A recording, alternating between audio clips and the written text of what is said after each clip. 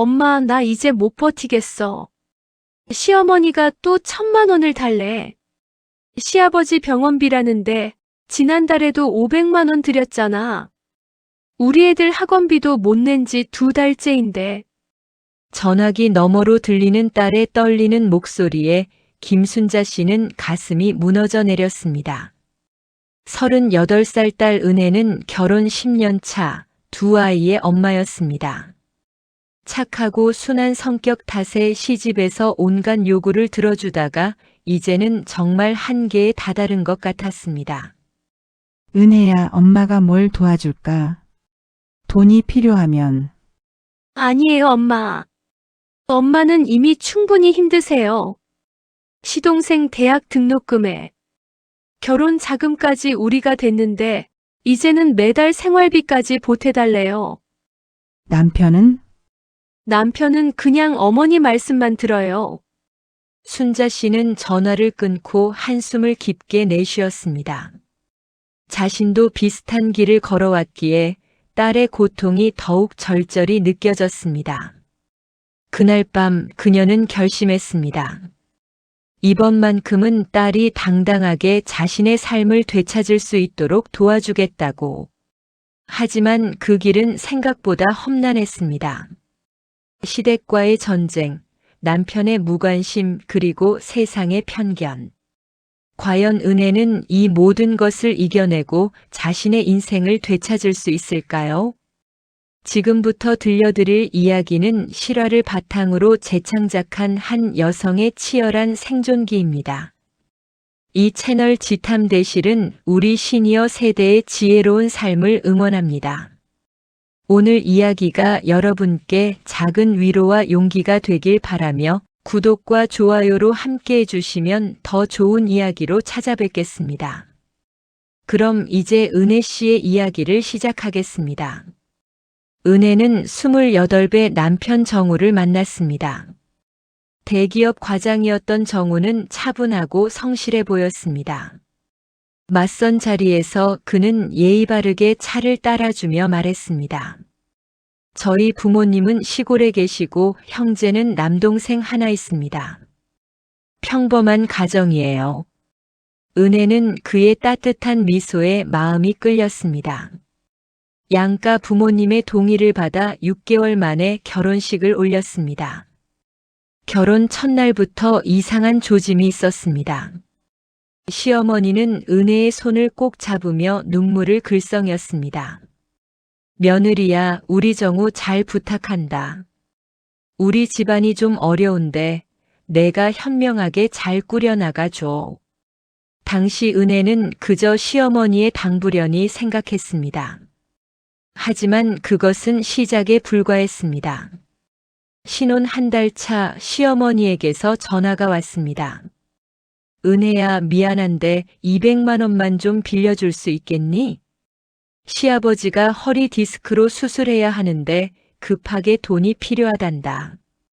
은혜는 남편과 상의도 없이 자신의 적금을 깼습니다.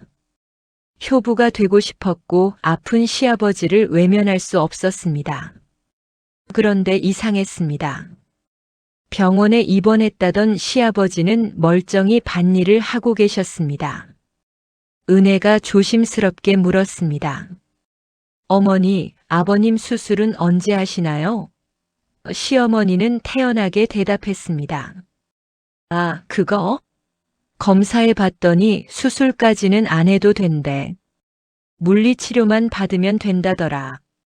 그 돈은 내가 생활비로 잘 쓰고 있으니 걱정 마. 은혜는 당황했지만 아무 말도 하지 못했습니다. 석 달 뒤 또 전화가 왔습니다. 은혜야, 시동생 정민이가 군대 제대하는데 취업 준비 학원비가 필요하대. 300만 원만 보태줄 수 있겠니? 이번에는 남편 정우에게 물었습니다. 여보, 우리 여유가 있나요? 제 적금은 이미 다 깼는데. 정우는 짜증스럽게 말했습니다. 그까짓 돈 좀 보태주면 어때? 내 동생인데. 나중에 취직하면 다 갚을 거야. 은혜는 친정 어머니께 조심스럽게 돈을 빌렸습니다. 순자 씨는 딸의 얼굴을 보며 불안했지만 돈을 내주었습니다. 은혜야, 시댁일은 어쩔 수 없지만 너무 무리하지는 마라. 은혜는 고개를 끄덕였지만 이미 그녀의 마음은 지쳐가고 있었습니다. 정민은 학원을 다녔지만 취업은 되지 않았습니다. 아니, 정확히 말하면 취업할 의지가 없었습니다. 그는 매일 게임을 하고 친구들과 놀러 다녔습니다. 은혜가 정우에게 말했습니다. 여보, 도련님이 학원도 안 다니는 것 같아요. 확인해 보셨어요? 정우는 화를 냈습니다. 내 동생 일에 왜 참견이야? 내가 뭘 안다고. 결혼 2년 차 처사이를 임신했습니다. 은혜는 입덧이 심해서 회사를 그만두어야 했습니다. 수입이 줄어들자 시어머니의 요구는 더 거세졌습니다. 은혜야, 내가 일을 안 하니까 집에서 놀고 있잖니. 그럼 우리 생활비 좀 보태야 하는 거 아니니? 매달 50만 원씩만 붙여다오. 은혜는 이해할 수 없었습니다.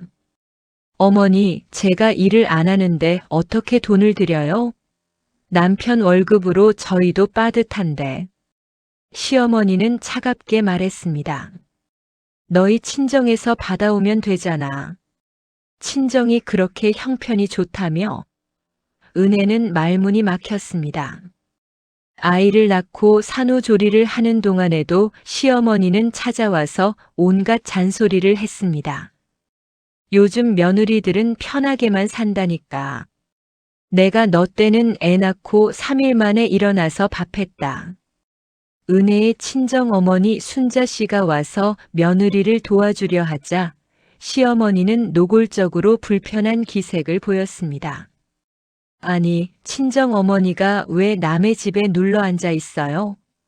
우리 며느리 벌은 나빠지게. 순자 씨는 참았습니다. 딸을 위해서였습니다. 하지만 가슴 한구석이 무너져 내리는 것 같았습니다. 자신도 젊은 시절 시집살이를 했지만 이렇게까지 노골적이지는 않았습니다. 아이가 100일이 되던 날 시어머니가 또 전화했습니다. 은혜야, 정민이가 결혼한대. 혼수하고 예식 비용이 필요한데 500만 원만 보태주라. 은혜는 이번에는 단호하게 말했습니다. 어머니, 죄송하지만 저희도 여유가 없어요. 아기 분유값, 기저귀 값도 빠듯한데. 시어머니의 목소리가 싸늘해졌습니다. 그래? 그럼 우리가 알아서 할게. 너희는 우리 가족이 아닌가 보네. 전화를 끊고 정우에게 항의했습니다. 여보, 이건 너무한 거 아니에요? 시동생 결혼은 시댁에서 알아서 하셔야죠. 정우는 냉정하게 말했습니다. 우리가 형편이 나은데 동생 결혼 좀 도와주면 어때? 내가 너무 이기적이야. 은혜는 울음을 터뜨렸습니다. 이기적이라고요? 제 적금, 제 친정 돈까지 다 드렸는데요. 결국 순자 씨가 또 돈을 보냈습니다. 딸의 눈물을 참아 볼 수 없었기 때문입니다. 은혜는 어머니께 무릎을 꿇고 사과했습니다. 엄마, 미안해요. 제가 무능해서. 순자 씨는 딸을 껴안으며 울었습니다. 은혜야, 너는 잘못한 게 없어. 그런데 왜 내가 이렇게 아파야 하니? 시동생 정민의 결혼식 날 은혜 부부는 500만 원이 든 봉투를 건넸습니다. 시어머니는 그것을 받아들고는 인사 한마디 없이 다른 하객들에게 가버렸습니다.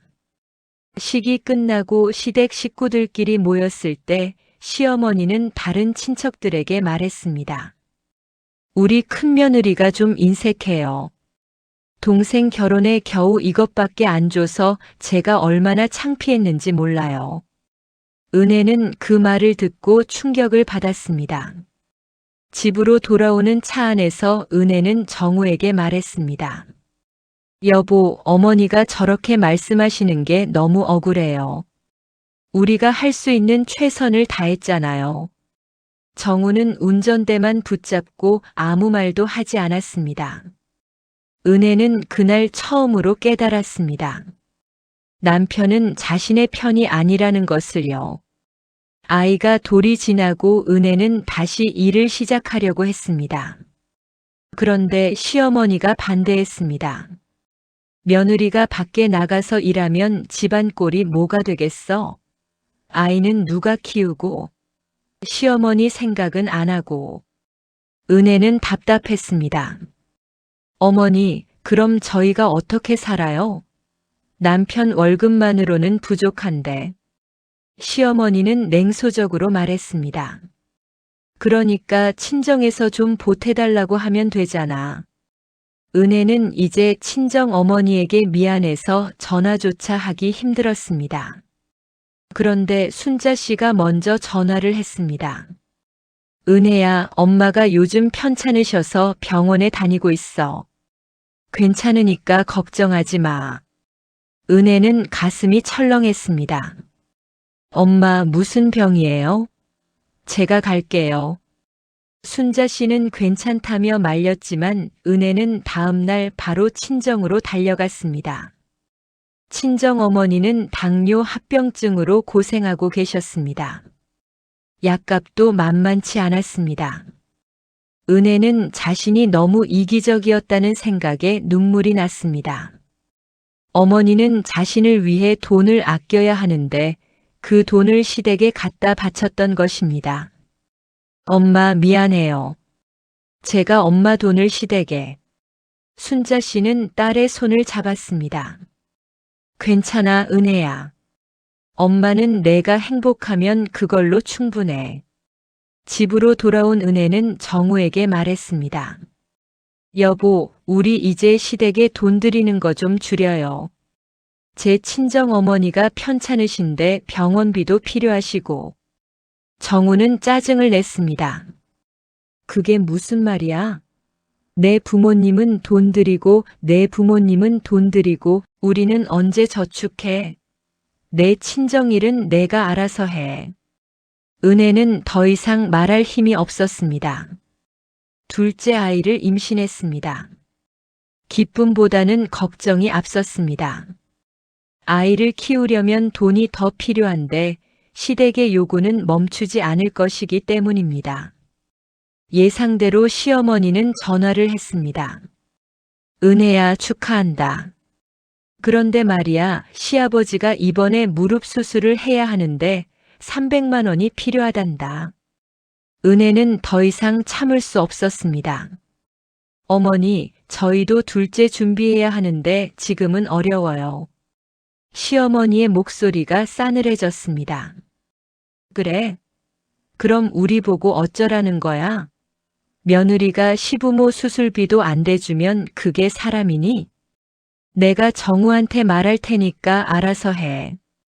전화를 끊고 시어머니는 바로 정우에게 전화했습니다. 정우는 집에 돌아오자마자 은혜를 다그쳤습니다. 당신 어머니한테 뭐라고 한 거야? 아버지가 수술하신다는데 돈이 없다고. 은혜는 억울했습니다. 여보, 우리도 상황이 어려운데. 정우는 고함을 쳤습니다. 상황이 어렵긴 뭐가 어려워. 내 친정에서 받아오면 되잖아. 은혜는 그 말에 완전히 무너져 내렸습니다. 제 친정이 ATM 기계예요? 제 어머니도 병원비 필요하시다고요. 정우는 문을 쾅 닫고 나가버렸습니다. 그날 밤 은혜는 홀로 울었습니다. 뱃속의 아이에게 미안했습니다. 이런 가정에서 태어나게 해서요. 큰아이가 엄마의 눈물을 보고 물었습니다.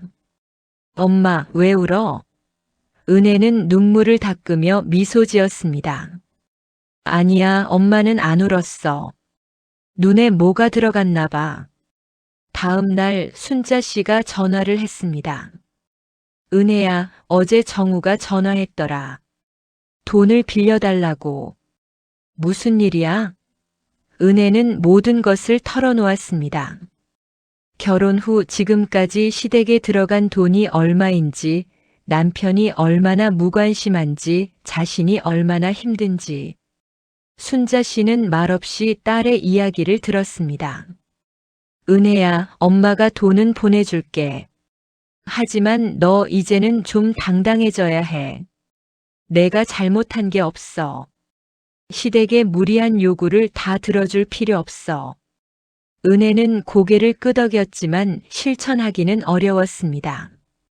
순자 씨는 300만 원을 보냈고 그 돈은 고스란히 시댁으로 갔습니다. 둘째를 출산했습니다. 딸이었습니다. 시어머니는 병문안을 와서 실망한 표정으로 말했습니다. 아들을 낳았어야지. 딸만 둘이면 나중에 무슨 소용이야? 은혜는 갓 낳은 딸을 보며 눈물을 흘렸습니다. 자신도 딸인데 시어머니는 딸을 이렇게 하찮게 여기는 것일까요? 산후조리원 비용도 문제였습니다. 정우는 비싸다고 반대했습니다. 첫째 때는 집에서 조리했잖아. 왜 이번에는 산후조리원을 가야 해? 은혜는 지쳐서 말했습니다. 여보, 첫째 때 제가 얼마나 힘들었는지 알아요? 시어머니 잔소리에 친정엄마 눈치에. 결국 순자 씨가 산후조리원 비용을 대주었습니다. 조리원에 있는 동안 은혜는 다른 산모들의 이야기를 들었습니다. 우리 시어머니는 천사예요. 반찬도 해다 주시고 아이들도 봐주시고. 우리 남편은 육아휴직 내서 저랑 아기 돌보고 있어요. 은혜는 자신의 처지가 더욱 비참하게 느껴졌습니다. 조리원에서 나오는 날 정우는 회사 일이 있다며 오지 않았습니다. 순자 씨가 대신 와서 딸과 손녀를 데리고 갔습니다. 집에 도착하니 설거지가 쌓여 있고 빨래가 산더미처럼 쌓여 있었습니다. 큰아이는 혼자 과자를 먹으며 TV를 보고 있었습니다. 정우는 소파에 누워 핸드폰을 하고 있었습니다. 은혜는 무너져 내렸습니다. 여보, 제가 이틀 후에 집에 온다고 했잖아요. 청소라도 좀 해놓지. 정우는 짜증스럽게 말했습니다. 나도 회사 일로 바빴어. 당신이 와서 하면 되잖아. 순자 씨는 화가 났지만 참았습니다. 대신 소매를 걷어붙이고 청소를 시작했습니다. 그날 밤 시어머니가 전화를 했습니다. 은혜야, 출산 축하한다. 그런데 말이야, 정민이네가 전셋집 구하는데 보증금이 좀 부족하다는구나. 2천만 원만 빌려줄 수 있겠니? 은혜는 기가 막혔습니다. 출산한 지 이틀밖에 안 됐는데 2천만 원을 빌려달라니요. 어머니, 저희도 지금 여유가 전혀 없어요. 둘째 낳고 앞으로 돈이 더 들어갈 텐데. 시어머니는 화를 냈습니다. 너희가 벌이가 좋은데 뭐가 없어? 동생 가족이 거리에 나앉으라는 거야?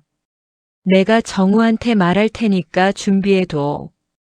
전화를 끊고 은혜는 정우에게 말했습니다. 여보, 이건 너무 과한 거 아니에요? 2천만 원은 너무 큰 금액이에요. 정우는 차갑게 말했습니다. 내 동생이 힘들다는데 외면하라고? 당신 참 냉정하네. 은혜는 울면서 친정어머니에게 전화했습니다. 엄마, 저 어떡해요? 시어머니가 이번에는 2천만 원을 달래요. 순자 씨는 심호흡을 했습니다. 이제는 더 이상 참을 수 없었습니다. 은혜야, 엄마가 그 돈 없어. 그리고 있다고 해도 안 줄 거야. 이제는 선을 그어야 해. 하지만 정우는 은혜 몰래 시댁에 2천만 원을 보냈습니다. 부부 공동 명의의 적금을 깼습니다.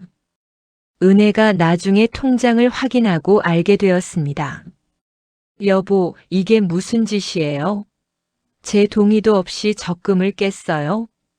정우는 당연하다는 듯이 말했습니다. 우리 돈이잖아. 내가 쓰는데 뭐가 문제야? 은혜는 그날 처음으로 남편과 크게 싸웠습니다. 이건 우리 아이들 교육비였어요. 여보는 시댁만 생각하고 우리 가족은 생각 안 해요? 정우는 고함을 쳤습니다. 시댁이 우리 가족이 아니야? 당신이 이기적인 거야. 맨날 친정, 친정, 친정만 생각하고. 은혜는 기가 막혔습니다. 친정에서 얼마나 많은 돈을 받았는데 오히려 이런 말을 듣다니요. 그날 밤 은혜는 아이들을 재우고 혼자 거실에 앉아 있었습니다. 결혼한 것을 후회했습니다. 이 지옥 같은 생활에서 벗어나고 싶었습니다. 하지만 두 아이를 생각하면 쉽게 결정할 수 없었습니다. 다음 날 순자 씨가 찾아왔습니다. 딸의 수척한 얼굴을 보고 가슴이 무너졌습니다. 은혜야, 엄마가 변호사 상담 예약해뒀어. 같이 가자. 은혜는 놀랐습니다. 엄마, 변호사요? 왜요? 순자 씨는 단호하게 말했습니다. 너 이대로 살 거야? 내 인생이 뭐가 되는 거야? 아이들한테도 좋지 않아. 변호사 사무실에서 은혜는 지금까지의 일들을 모두 털어놓았습니다. 변호사는 고개를 끄덕이며 들었습니다. 지금까지 시댁에 보낸 돈이 얼마나 되나요? 은혜는 대충 계산해 보았습니다. 한 5천만 원 정도 되는 것 같아요. 변호사는 놀랐습니다. 결혼 10년에 5천만 원이면 상당한 금액이네요. 증거 자료가 있나요? 은혜는 그제야 정신이 번쩍 들었습니다. 통장 내역, 문자 메시지, 녹취록. 그녀는 집으로 돌아가서 모든 증거를 모으기 시작했습니다. 통화 내용도 녹음하기 시작했습니다. 다음번 요구가 왔을 때를 대비해서요. 한 달 후 예상대로 시어머니에게서 전화가 왔습니다. 은혜야, 시아버지가 이번에 백내장 수술을 하신대. 400만 원만 보내줄 수 있겠니?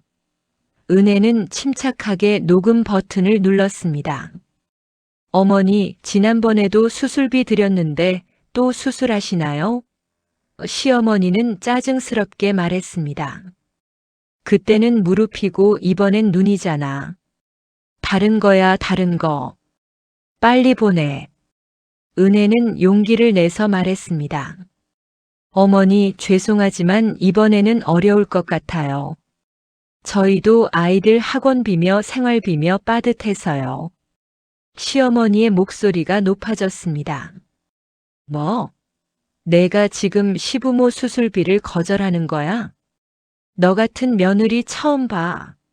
내가 정우한테 다 말할 거야. 은혜는 담담하게 대답했습니다. 네, 그러세요. 남편과 상의해서 결정하겠습니다. 전화를 끊고 은혜는 떨리는 손으로 녹음 파일을 저장했습니다. 이제 증거가 충분히 모였습니다. 저녁에 정우가 집에 돌아왔습니다. 예상대로 시어머니에게서 전화를 받은 모양이었습니다. 당신 어머니한테 뭐라고 한 거야? 수술비를 안 주겠다고. 은혜는 이번에는 물러서지 않았습니다. 여보, 우리 지금까지 시댁에 얼마를 드렸는지 알아요? 은혜는 준비해둔 엑셀 파일을 펼쳤습니다. 날짜별로, 항목별로 정리된 지출 내역이었습니다. 결혼 후 10년간 5,200만 원이에요. 여기에 명절 용돈이며 생활비 보조는 빠진 거예요. 정우는 당황했습니다. 그게 다 필요한 돈이었잖아. 은혜는 냉정하게 말했습니다. 필요한 돈이었나요? 시아버지 수술비라고 드린 돈으로 시어머니가 옷 사고 친구들이랑 여행 다니셨어요. 시동생 학원비로 드린 돈으로 시동생은 개인만 했고요. 정우는 할 말이 없었습니다. 사실 그도 알고 있었습니다.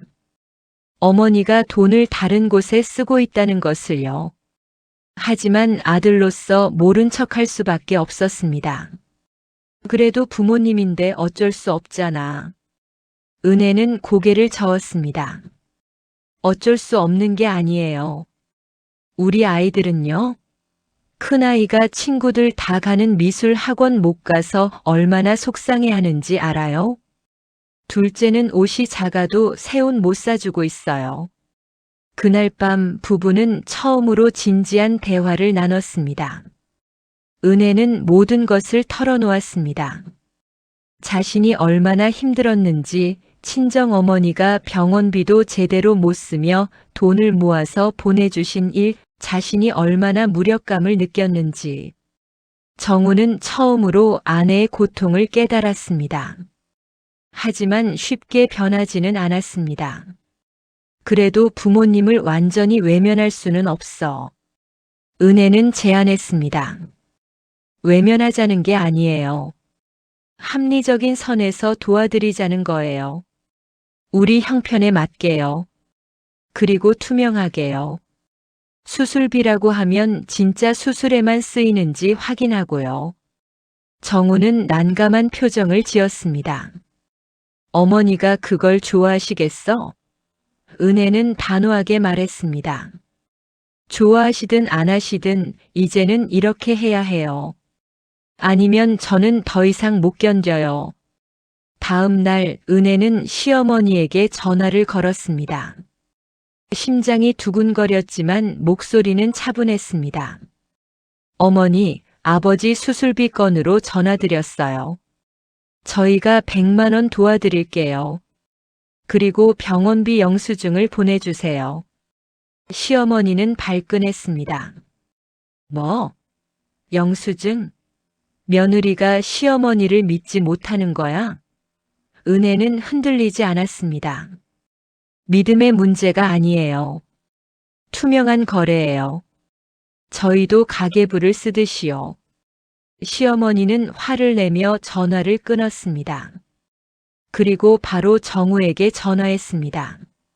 정우야, 내 마누라가 나를 도둑 취급하네. 영수증을 달래. 이게 말이 되니? 정우는 이번에는 어머니 편을 들지 않았습니다. 어머니, 은혜 말이 맞아요. 우리도 형편이 어려운데 확실하게 하고 싶은 거예요. 시어머니는 충격을 받았습니다. 아들이 며느리 편을 드는 것이 처음이었으니까요. 며칠 후 시아버지가 직접 전화를 했습니다. 은혜야, 내가 정말 수술해야 한다. 병원비 좀 도와줄 수 있겠니? 은혜는 시아버지의 목소리에 진심이 담겨 있음을 느꼈습니다. 아버지, 병원 어디세요? 제가 직접 병원비를 입금해 드릴게요. 시아버지는 잠시 망설이다가 병원 이름과 계좌번호를 알려주었습니다. 은혜는 병원에 전화해서 확인했습니다. 정말로 시아버지가 백내장 수술을 앞두고 계셨고 비용은 250만 원 정도였습니다. 은혜는 병원 계좌로 직접 250만 원을 입금했습니다. 그리고 시어머니가 아닌 시아버지에게 전화했습니다. 아버지, 병원비 입금했어요. 수술 잘 받으세요. 시어머니는 며느리가 자신을 거치지 않고 직접 병원에 입금한 것에 분노했습니다. 내가 뭐 돈을 떼먹을 것처럼 이런 짓을 하고, 내가 정말 버릇없구나. 은혜는 조용히 대답했습니다. 어머니, 버릇없는 게 아니에요. 이게 정상이에요. 앞으로도 이렇게 할 거예요. 시댁과의 관계는 냉랭해졌습니다. 하지만 은혜는 후회하지 않았습니다. 대신 아이들에게 더 많은 것을 해줄 수 있게 되었습니다. 큰아이를 미술 학원에 보냈고 둘째에게도 새 옷을 사주었습니다. 아이들의 웃는 얼굴을 보니 마음이 편안해졌습니다. 그런데 3개월 후 시어머니에게서 다시 전화가 왔습니다. 이번에는 목소리가 달랐습니다. 은혜야, 미안하다. 내가 그동안 너무 무리한 부탁을 많이 했구나. 은혜는 놀랐습니다. 시어머니가 사과하다니요. 시동생 정민이가 나한테 말했어. 자기가 너무 형수에게 미안하다고. 학원비 받아놓고 제대로 공부 안 한 것도 알고 있대. 그래서 이제 진짜 취업 준비 열심히 하고 있어. 은혜는 조심스럽게 물었습니다. 어머니 정말이세요? 시어머니는 한숨을 쉬었습니다. 응. 내가 너무 욕심이 많았나 봐. 큰아들이 잘 사니까 계속 기대게 됐어. 미안하다. 은혜는 눈물이 났습니다. 이 한마디를 듣기 위해 10년을 기다렸습니다. 하지만 은혜는 다시 무너지지 않았습니다. 어머니 괜찮아요. 하지만 앞으로는 저희 형편도 봐주세요. 우리도 아이 둘 키우느라 빠듯해요. 시어머니는 알겠다고 했습니다. 그날 이후로 시댁의 무리한 요구는 많이 줄어들었습니다. 하지만 시련은 거기서 끝나지 않았습니다. 6개월 후 시아버지가 쓰러지셨습니다. 뇌졸중이었습니다. 병원비가 엄청났습니다. 수술비만 500만 원, 입원비와 재활치료비까지 합치면 2천만 원이 넘었습니다. 시어머니는 다시 은혜에게 전화했습니다. 하지만 이번에는 목소리가 떨리고 있었습니다. 은혜야, 미안한데 정말 급하다. 아버지가 쓰러지셨어. 은혜는 바로 병원으로 달려갔습니다. 시아버지는 중환자실에 계셨고 상태가 좋지 않았습니다. 의사는 말했습니다. 빨리 수술하지 않으면 생명이 위험합니다. 은혜는 정우와 상의했습니다. 여보, 이번에는 진짜예요. 우리 도와드려야 해요. 정우는 고개를 끄덕였습니다. 그래, 알아. 근데 우리한테 그렇게 큰 돈이 없는데. 은혜는 친정 어머니에게 전화했습니다. 엄마, 시아버지가 쓰러지셨어. 수술비가 필요한데. 순자 씨는 잠시 침묵했습니다. 그리고 말했습니다. 은혜야, 엄마가 300만 원 보낼게. 그게 엄마가 도와줄 수 있는 전부야. 은혜는 눈물을 흘렸습니다. 엄마 고마워요. 정말 죄송해요. 은혜와 정우는 친정에서 300만 원, 자신들의 비상금 200만 원, 그리고 대출 500만 원을 합쳐서 1000만 원을 마련했습니다. 부족한 돈은 시댁의 다른 친척들이 조금씩 모았습니다. 시동생 정민도 자신의 적금을 깨서 200만 원을 보탰습니다. 은혜는 처음으로 시동생에게 고마움을 느꼈습니다. 수술은 성공적이었습니다. 시아버지는 한 달 동안 입원해서 재활치료를 받았습니다. 은혜는 퇴근 후에도 병원에 들러 시아버지를 돌봤습니다. 시어머니는 그런 며느리를 보며 눈물을 흘렸습니다. 은혜야, 고맙다. 내가 아니었으면 우린 어떻게 됐을지 몰라. 시아버지가 퇴원하던 날 그는 은혜의 손을 꼭 잡았습니다. 며느리야, 내가 정말 미안하다. 너한테 너무 많은 짐을 지웠구나. 은혜는 고개를 저었습니다. 아니에요, 아버지. 가족이잖아요. 시아버지는 말했습니다. 아니야. 우리가 가족이라는 이름으로 너무 많은 것을 요구했어. 이제는 우리가 스스로 알아서 살아야지. 그 일을 계기로 시댁의 분위기가 완전히 바뀌었습니다. 시어머니는 더 이상 무리한 요구를 하지 않았고 시동생 정민은 진짜로 열심히 취업 준비를 했습니다. 6개월 후 정민은 중견기업에 취직했습니다. 그리고 첫 월급을 받아서 은혜에게 100만 원을 보냈습니다. 형수님, 그동안 정말 죄송했어요. 조금씩 갚아나갈게요. 은혜는 그 돈을 받지 않으려 했지만 정민은 고집을 부렸습니다. 형수님, 제발 받아주세요. 제가 그동안 얼마나 철없었는지 이제 알겠어요. 이게 제 마음이에요. 은혜는 결국 받았습니다. 그리고 그 돈으로 친정 어머니의 병원비를 보탰습니다. 시간이 흘러 은혜의 큰아이가 초등학교에 입학했습니다. 입학식 날 시어머니가 찾아왔습니다. 손에는 아이를 위한 책가방과 문구 세트를 들고 있었습니다. 은혜야, 우리 손주 입학 선물이야. 많이 못 사줘서 미안해. 은혜는 감동했습니다. 시어머니가 손주들을 위해 선물을 사온 것은 처음이었습니다. 입학식이 끝나고 가족들이 함께 식사를 했습니다. 시아버지는 회복이 많이 되어 지팡이를 짚고 걸을 수 있었습니다. 식탁에서 그는 은혜에게 말했습니다. 며느리야, 우리가 너한테 빚진 게 많아. 앞으로 우리가 할 수 있는 만큼 손주들 뒷바라지 할게. 너무 고생시켜서 미안하다.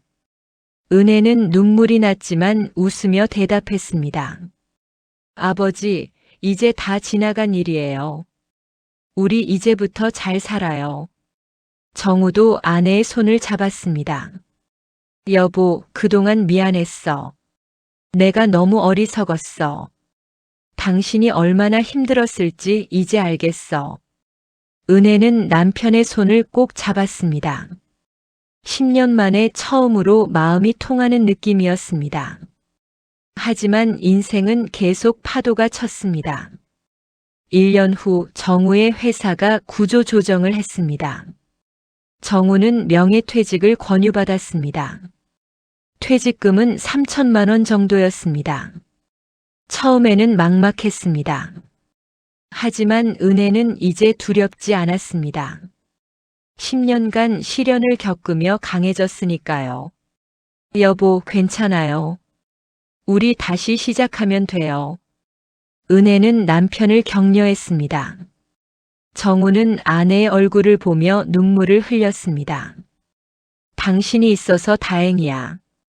내가 당신한테 얼마나 못했는데. 은혜는 남편을 안아주었습니다. 이제 우리 함께 잘 살아요. 은혜는 파트타임으로 일하던 것을 풀타임으로 늘렸습니다. 정우는 새 직장을 찾으면서 집안일도 분담하기 시작했습니다. 처음에는 서툴렀지만 점점 익숙해졌습니다. 아이들은 아빠가 저녁을 차리고 빨래를 개는 모습을 신기해했습니다. 시어머니가 이 소식을 듣고 걱정스러운 목소리로 전화했습니다. 은혜야, 정우가 실직했다며? 괜찮겠니? 은혜는 담담하게 대답했습니다. 네, 어머니.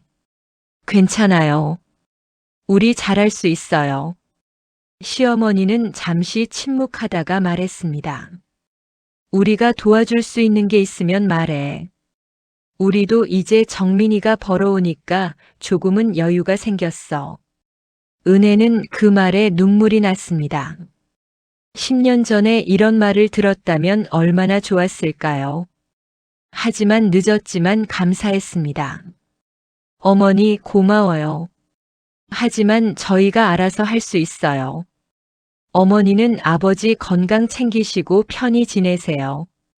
정우는 석 달 만에 새 직장을 구했습니다. 연봉은 전보다 줄었지만 근무 환경이 좋았고 무엇보다 가족과 보낼 시간이 더 많아졌습니다. 정우는 변했습니다. 이제는 퇴근 후 아이들과 놀아주고 주말에는 은혜와 데이트도 했습니다. 결혼 12년 만에 처음으로 부부가 된 느낌이었습니다. 어느 날 저녁, 온 가족이 식탁에 둘러앉아 저녁을 먹고 있었습니다. 큰딸이 물었습니다. 엄마, 우리 가족이 전보다 더 행복한 것 같아요. 왜 그런 거예요? 은혜는 딸의 머리를 쓰다듬으며 말했습니다.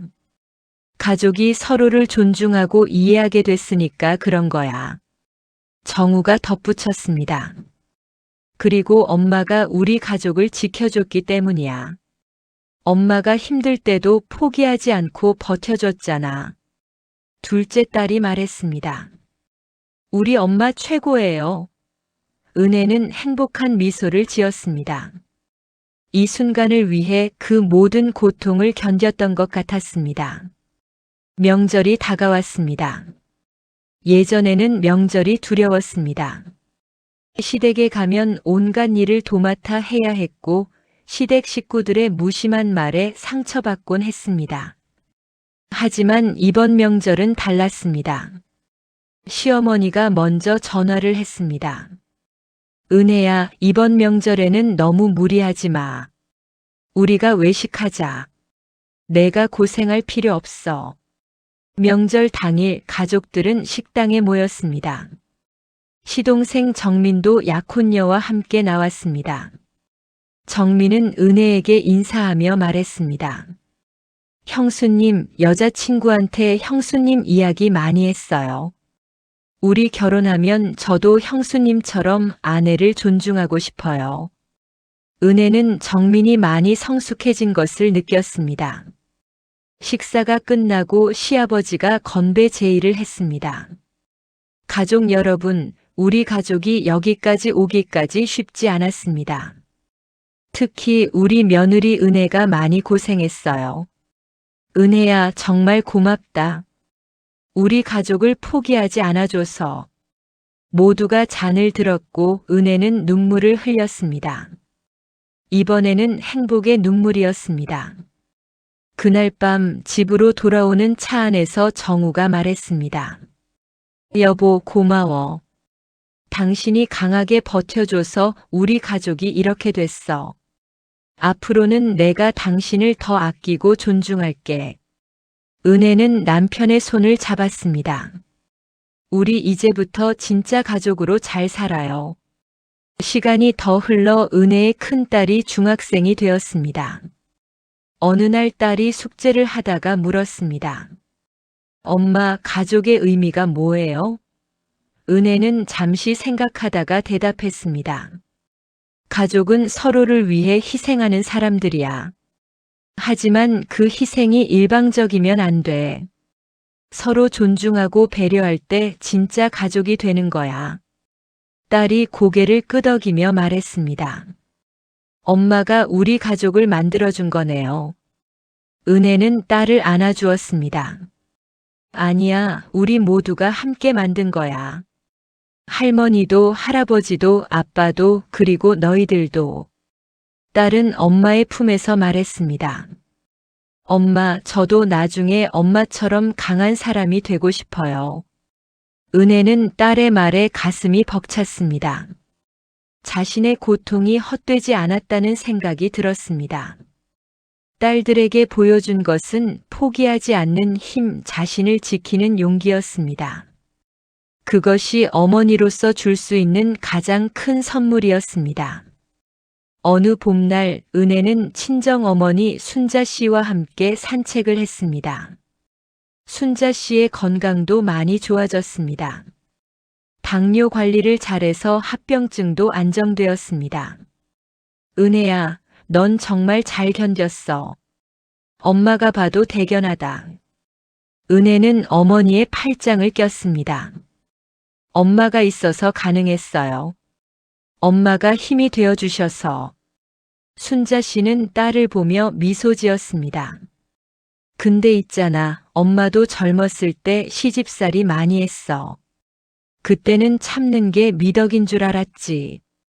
근데 내가 당당하게 맞서는 걸 보면서 엄마도 배웠어. 때로는 자신을 지키는 것도 필요하다는 걸. 은혜는 어머니를 꼭 안았습니다. 엄마 사랑해요. 여름이 되었습니다. 가족들은 함께 바다로 여행을 갔습니다. 시댁 식구들도 함께였습니다. 백사장에서 아이들이 뛰어놀고 어른들은 파라솔 아래 앉아 이야기를 나눴습니다. 시어머니가 은혜에게 말했습니다. 은혜야, 내가 너한테 정말 미안해. 젊었을 때 철이 없었어. 은혜는 고개를 저었습니다. 어머니, 이제 다 지난 일이에요. 우리 앞으로만 보고 살아요. 시어머니는 며느리의 손을 잡았습니다. 넌 정말 대단한 사람이야. 우리 가족을 바꿔놨어. 고마워. 은혜는 그제야 모든 것이 끝났다는 것을 느꼈습니다. 15년간의 긴 터널을 지나온 것입니다. 저녁이 되어 모두가 모닥불 주위에 둘러앉았습니다. 정우가 기타를 치며 노래를 불렀습니다. 예전에는 가족 앞에서 노래 부르는 것을 부끄러워했던 남편이었습니다. 하지만 이제는 달랐습니다. 아이들이 박수를 치며 함께 노래를 따라 불렀습니다. 은혜는 이 모든 장면을 바라보며 행복한 미소를 지었습니다. 시아버지가 은혜 옆에 앉으며 말했습니다. 며느리야, 우리 가족이 이렇게 화목해진 건 다 내 덕분이야. 내가 포기하지 않고 우리에게 올바른 길을 보여줬어. 은혜는 겸손하게 대답했습니다. 아니에요, 아버지. 모두가 변하려고 노력했기 때문이에요. 시아버지는 고개를 저었습니다. 아니야. 내가 먼저 용기를 냈고 우리가 그 용기를 보고 변한 거야.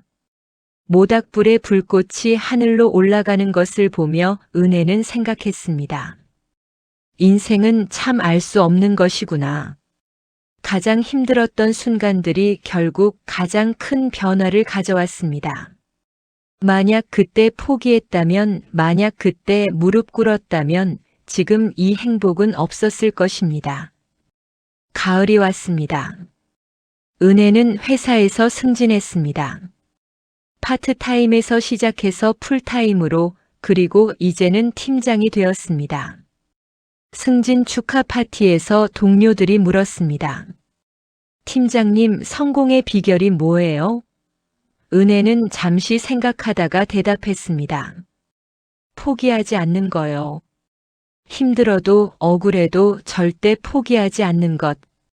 집으로 돌아오니 가족들이 깜짝 파티를 준비해 놨습니다. 엄마 승진 축하해요. 아이들이 외쳤습니다. 정우는 케이크를 들고 나오며 말했습니다. 여보, 축하해. 당신은 우리 가족의 영웅이야. 은혜는 눈물을 흘렸습니다. 이 모든 것이 꿈만 같았습니다. 겨울이 되었습니다.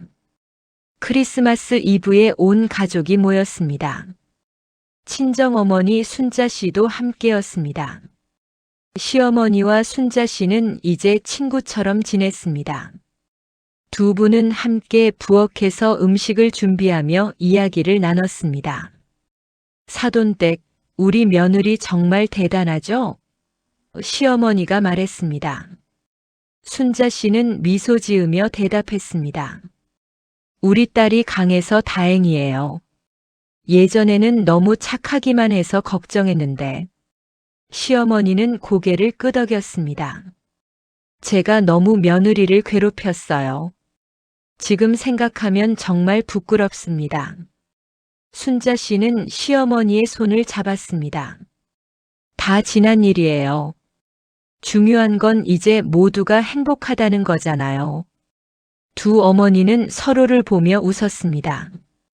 거실에서는 아이들이 트리 장식을 하고 있었습니다. 은혜는 창밖을 바라보며 지난 15년을 돌아봤습니다. 수많은 눈물, 좌절, 분노가 있었습니다. 하지만 그 모든 것을 이겨냈습니다. 그리고 지금 이 순간 진정한 가족의 의미를 알게 되었습니다. 정우가 다가와 은혜의 어깨에 손을 얹었습니다. 뭘 그렇게 생각해? 은혜는 남편을 보며 말했습니다. 우리가 여기까지 온 게 신기해서요. 정우는 아내를 안아주었습니다. 당신이 있어서 가능했어. 정말 고마워. 은혜는 남편의 품에 안겨 눈을 감았습니다. 이제는 정말 괜찮았습니다. 크리스마스 저녁 식사가 시작되었습니다. 시아버지가 건배 제의를 했습니다. 올해도 우리 가족이 함께할 수 있어서 감사합니다. 특히 우리 며느리 은혜에게 감사합니다. 우리 가족을 하나로 만들어준 사람은 바로 당신입니다. 모두가 박수를 치고 잔을 들었습니다.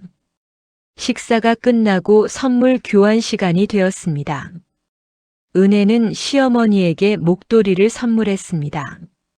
시어머니는 목도리를 받아들고 눈물을 흘렸습니다. 은혜야, 내가 너한테 얼마나 못했는데. 이렇게 선물까지 받아도 되니? 은혜는 시어머니를 안아주었습니다. 어머니, 이제 다 괜찮아요. 우리 가족이잖아요. 시어머니는 은혜에게 작은 상자를 건넸습니다. 이건 내 어머니가 주신 거야. 대대로 내려오는 가보인데 내가 가져. 은혜는 상자를 열어봤습니다. 아름다운 금반지가 들어있었습니다. 어머니, 이건 너무 귀한 거잖아요. 시어머니는 은혜의 손에 반지를 끼워주며 말했습니다. 내가 우리 집안의 진짜 며느리야. 이걸 받을 자격이 있어. 그 순간 은혜는 깨달았습니다. 진짜 가족이 되는 것은 피나 혈연으로 되는 게 아니라는 것을요. 서로를 이해하고 존중하고 사랑할 때 진짜 가족이 되는 것입니다. 그리고 그것을 위해서는 용기가 필요했습니다. 자신을 지키는 용기, 올바른 것을 요구하는 용기, 때로는 맞서는 용기. 새해가 밝았습니다. 은혜의 나이 43세. 결혼 15년 차. 이제는 더 이상 젊지 않았지만 마음은 그 어느 때보다 평온했습니다. 새해 첫날 아침 은혜는 일기장을 꺼내 글을 썼습니다. 오늘로 새로운 해가 시작되었다. 돌이켜보면 지난 15년은 전쟁 같았다. 하지만 그 전쟁에서 나는 졌지만 이겼다. 나 자신을 잃었지만 찾았다. 무너졌지만 다시 일어섰다. 그리고 이제 나는 안다. 진정한 행복은 다른 사람의 인정에서 오는 게 아니라 자신을 지킬 때 오는 것이라는 걸. 나는 더 이상 누군가의 착한 며느리가 아니다. 나는 나 자신이고 두 아이의 엄마이고 정우의 아내이고 부모님의 딸이다. 그리고 그것으로 충분하다. 일기를 쓰고 나니 마음이 한결 가벼워졌습니다. 은혜는 창밖을 바라봤습니다. 새해 첫 해가 떠오르고 있었습니다. 새로운 시작이었습니다. 더 이상 두렵지 않았습니다. 봄이 다시 왔습니다. 벚꽃이 만개한 주말, 가족들은 함께 산책을 나갔습니다. 은혜는 정우와 손을 잡고 걸으며 말했습니다. 여보, 우리 잘 살고 있죠? 정우는 아내의 손을 꼭 쥐며 대답했습니다. 응, 정말 잘 살고 있어. 당신 덕분이야. 아이들이 앞서 뛰어가며 웃고 있었습니다. 벚꽃잎이 바람에 날려 춤을 췄습니다. 은혜는 이 순간을 마음 깊이 새겼습니다. 이것이 바로 행복이구나. 크고 대단한 것이 아니라 이렇게 소소하고 평범한 순간들이 모여 만들어지는 것이구나. 여름이 다가왔습니다. 큰딸이 고등학생이 되었습니다. 진로 상담을 하던 중 딸이 말했습니다. 엄마, 저는 법을 공부하고 싶어요. 약한 사람들을 도와주는 변호사가 되고 싶어요. 은혜는 딸을 보며 물었습니다. 왜 그런 생각을 하게 됐어? 딸은 진지하게 대답했습니다. 엄마를 보면서요. 엄마가 부당한 일에 맞서는 걸 보면서 멋있다고 생각했어요. 은혜는 가슴이 벅차올랐습니다. 자신이 겪었던 고통이, 자신이 보여준 용기가 딸에게 긍정적인 영향을 미쳤다는 것을 알았습니다. 그래, 내가 하고 싶은 걸 해. 엄마가 응원할게. 딸은 엄마를 안아주었습니다. 엄마 고마워요. 엄마가 최고예요. 가을이 되었습니다.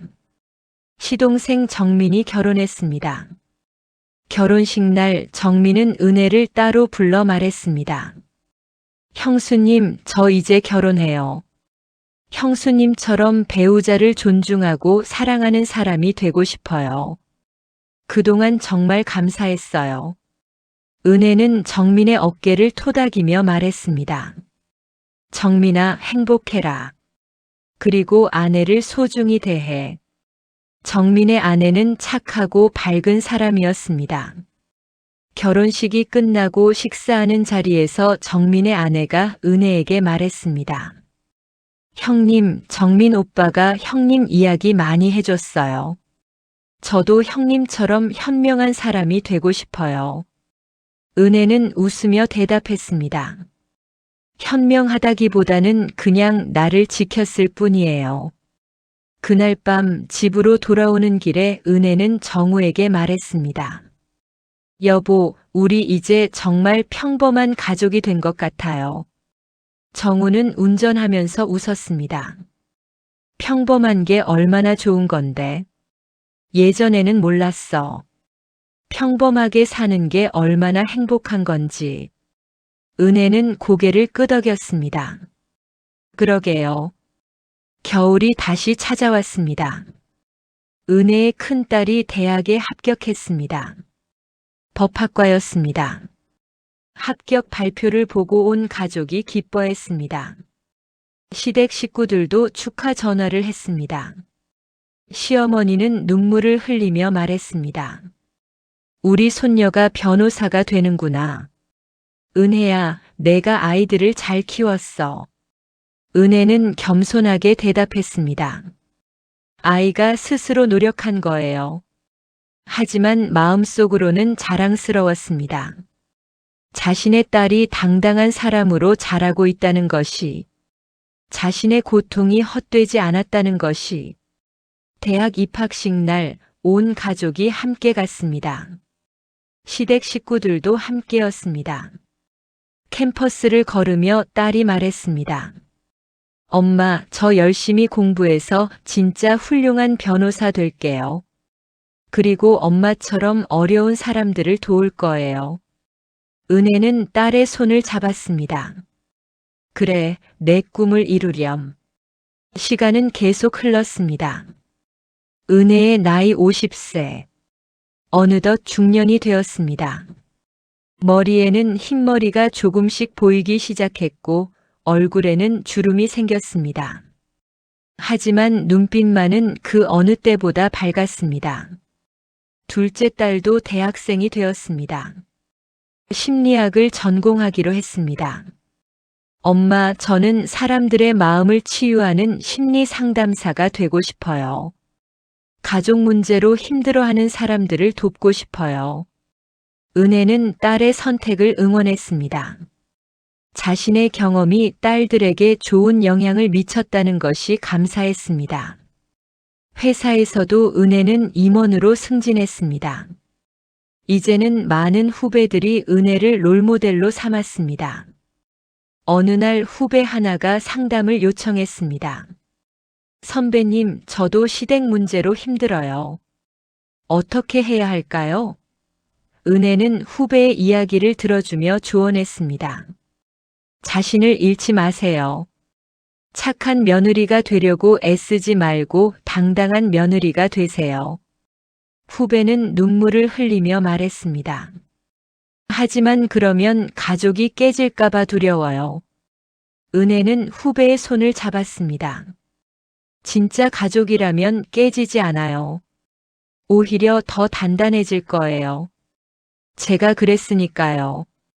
후배는 희망을 얻은 표정으로 고개를 끄덕였습니다.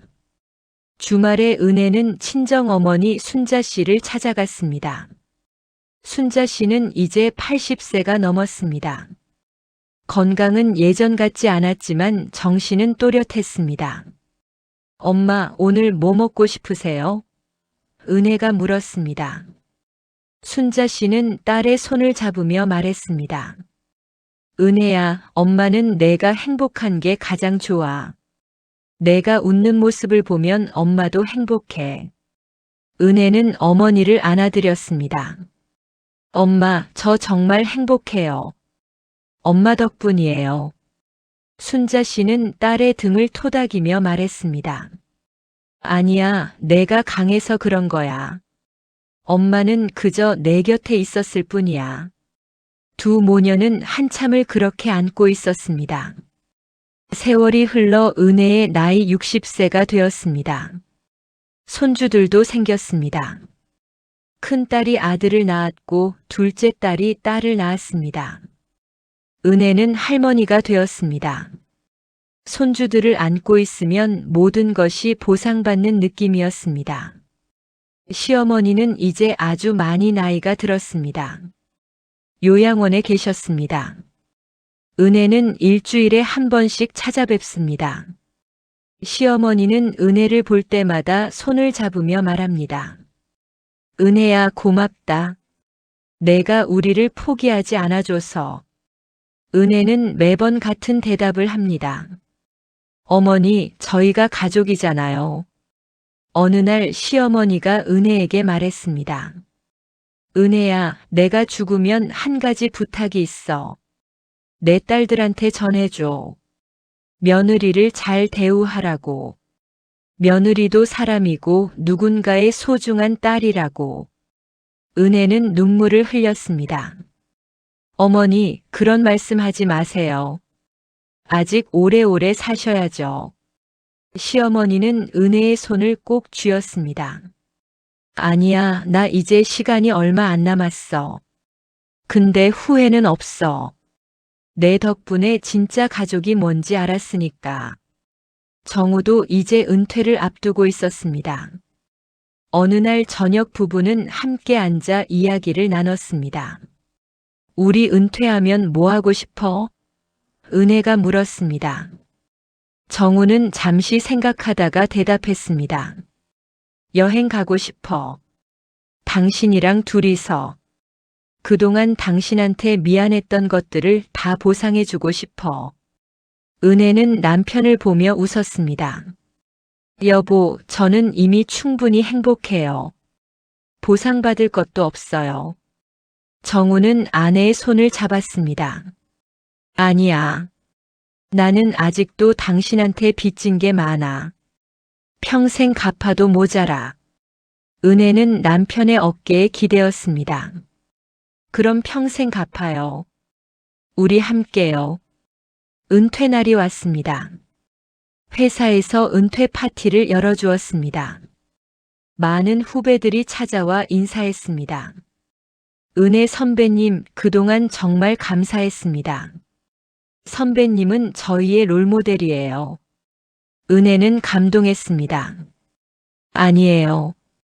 저도 여러분한테 배웠어요. 한 후배가 물었습니다. 선배님, 인생에서 가장 중요한 게 뭐라고 생각하세요? 은혜는 잠시 생각하다가 대답했습니다. 자신을 지키는 것, 그리고 포기하지 않는 것. 힘들어도 외로워도 절대 자신을 잃지 않는 것이요.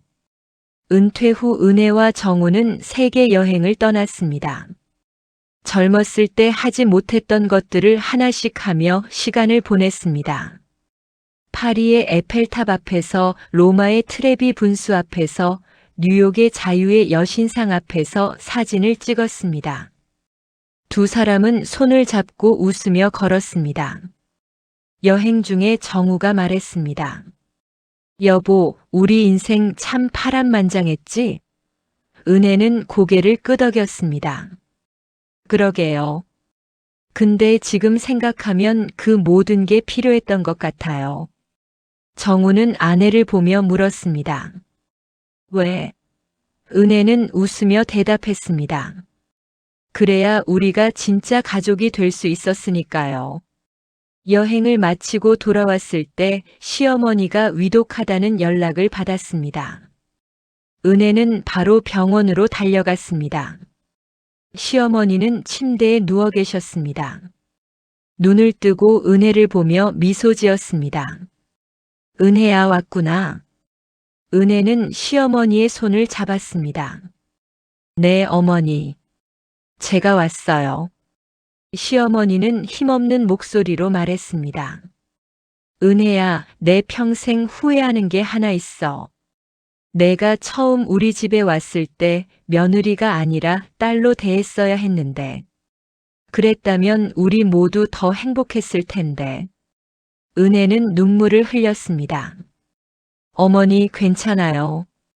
이제 다 괜찮아요. 시어머니는 은혜의 손을 꼭 쥐고 눈을 감았습니다.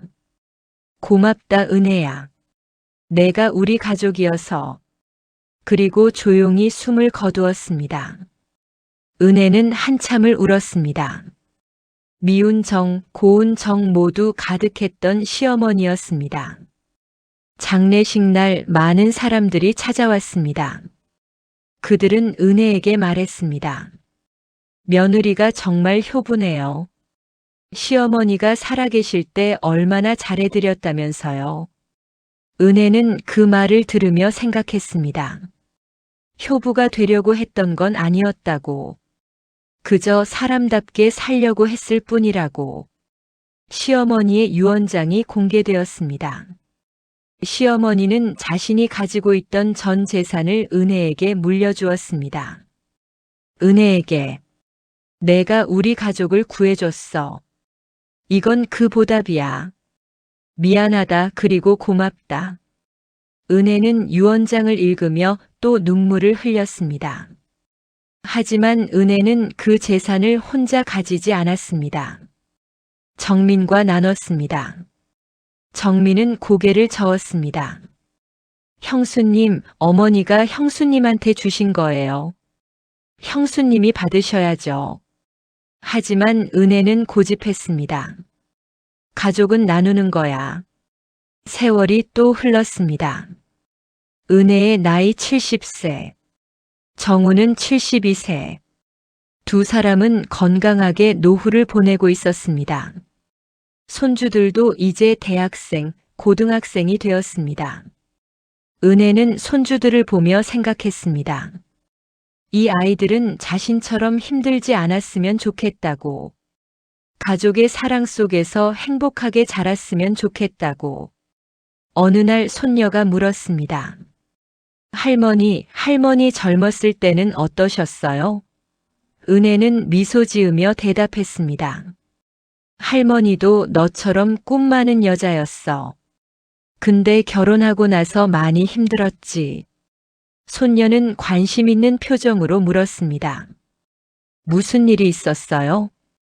은혜는 손녀에게 자신의 이야기를 들려주었습니다. 시댁의 무리한 요구, 남편의 무관심, 그리고 자신이 어떻게 그것을 극복했는지. 손녀는 진지하게 듣다가 말했습니다. 할머니 대단하세요. 저도 할머니처럼 강한 사람이 되고 싶어요. 은혜는 손녀를 안아주었습니다. 너는 이미 강해.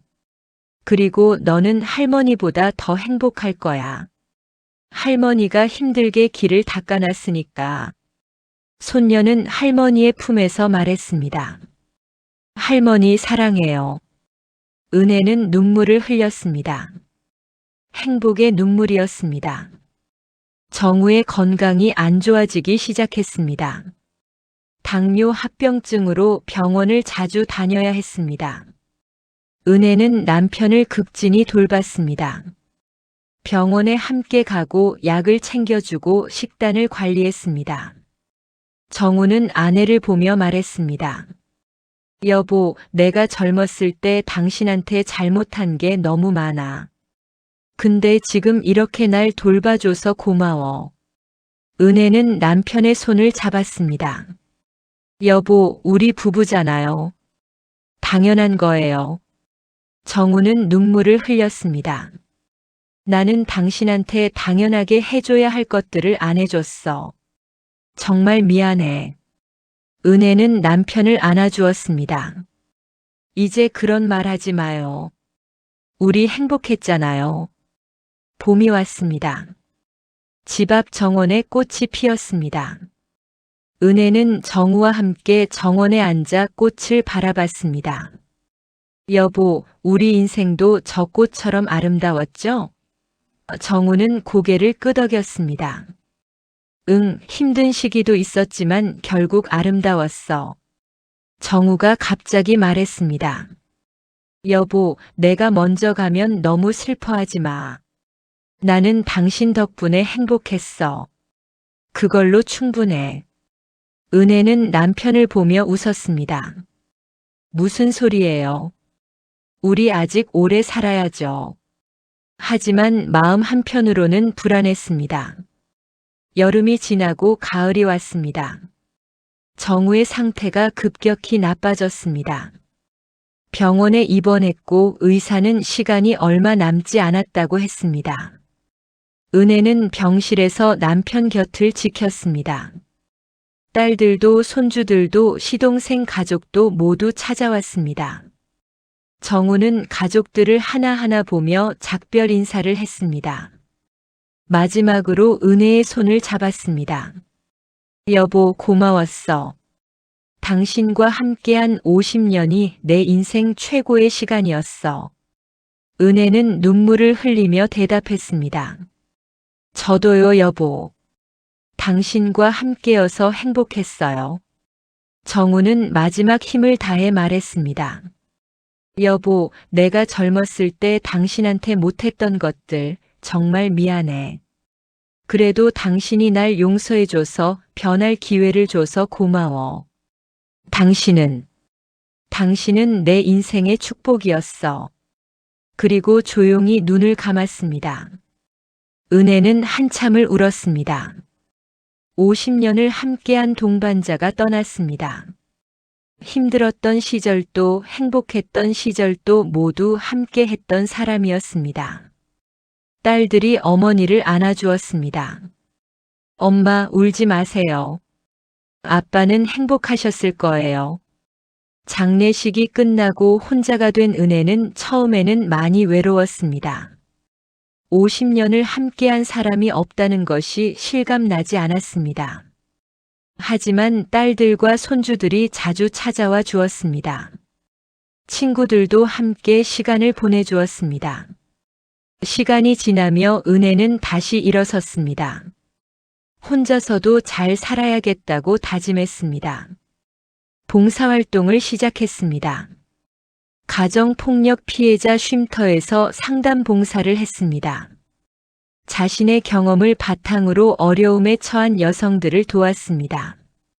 어느 날 쉼터에서 만난 젊은 여성이 말했습니다. 할머니, 저는 어떻게 해야 할까요? 시댁이 너무 힘들어요. 은혜는 그녀를 보며 말했습니다. 포기하지 마세요.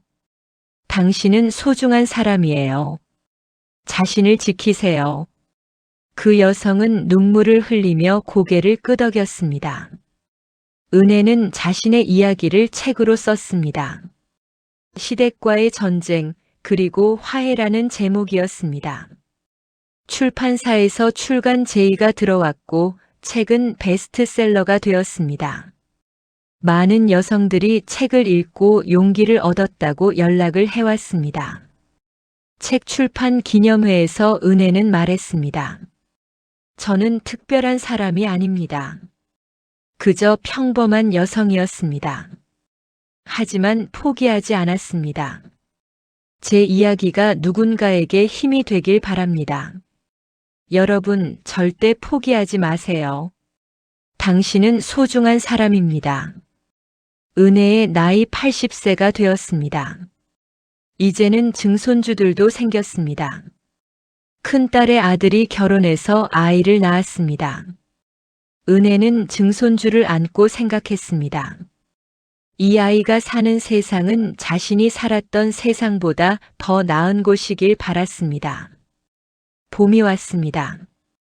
은혜의 마지막 봄이었습니다. 건강이 급격히 나빠졌습니다. 병원에 입원했고 의사는 시간이 얼마 남지 않았다고 했습니다. 가족들이 모두 모였습니다. 딸들, 손주들, 증손주들까지. 은혜는 가족들을 하나하나 보며 말했습니다. 너희들을 보니 내 인생이 헛되지 않았구나. 너희들이 행복하게 사는 모습을 보는 것만으로도 난 충분해. 큰딸이 눈물을 흘리며 말했습니다. 엄마, 가지 마세요. 은혜는 딸의 손을 잡았습니다. 괜찮아, 엄마는 행복했어. 정말 행복했어. 은혜는 마지막 힘을 다해 말했습니다. 너희들에게 한 가지만 부탁할게. 서로를 존중하고 사랑하며 살아라. 가족은 피가 아니라 마음으로 이어지는 거야. 그리고 절대 포기하지 마라. 힘들어도 외로워도 절대 자신을 잃지 마라. 그리고 은혜는 조용히 눈을 감았습니다. 평화로운 얼굴이었습니다. 83년의 생을 마감하는 순간이었습니다. 가족들은 울었지만 동시에 감사했습니다. 이런 훌륭한 어머니, 할머니, 증조 할머니를 가졌다는 것에 장례식 날 수많은 사람들이 찾아왔습니다. 은혜가 도왔던 여성들, 책을 읽고 용기를 얻었던 사람들, 방송을 보고 감동받았던 사람들. 그들은 모두 말했습니다. 은혜 할머니는 저희의 영웅이었습니다. 장례식이 끝나고 가족들이 모였습니다. 큰딸이 어머니의 일기장을 꺼냈습니다. 어머니가 평생 써온 일기였습니다. 마지막 장을 펼치니 이렇게 쓰여 있었습니다. 내 인생을 돌아보면 후회는 없다. 힘든 시절이 있었지만 그것이 나를 강하게 만들었다. 나는 포기하지 않았고 끝까지 나 자신을 지켰다. 그리고 그 결과 진정한 행복을 얻었다. 내 딸들이, 손주들이, 증손주들이 나를 보며 배웠으면 좋겠다. 어떤 상황에서도 자신을 잃지 말고 당당하게 살아가는 것을. 그것이 내가 남기는 마지막 유산이다. 가족들은 일기를 읽으며 눈물을 흘렸습니다. 그리고 다짐했습니다. 은혜가 보여준 삶을 기억하고 그렇게 살아가겠다고. 가족들은 은혜를 기억하며 그녀가 보여준 삶을 본받았습니다. 포기하지 않는 힘, 자신을 지키는 용기, 그리고 진정한 가족의 의미를. 은혜의 삶은 끝났지만 그녀의 유산은 영원히 계속되었습니다. 그리고 그것이 바로 진정한 행복의 의미였습니다. 여러분의 가정에 평화가 깃들기를 바랍니다. 여러분의 가족이 화목하기를 바랍니다. 긴 시간 동안 함께 해주셔서 감사합니다. 여러분의 지혜로운 노후를 응원합니다.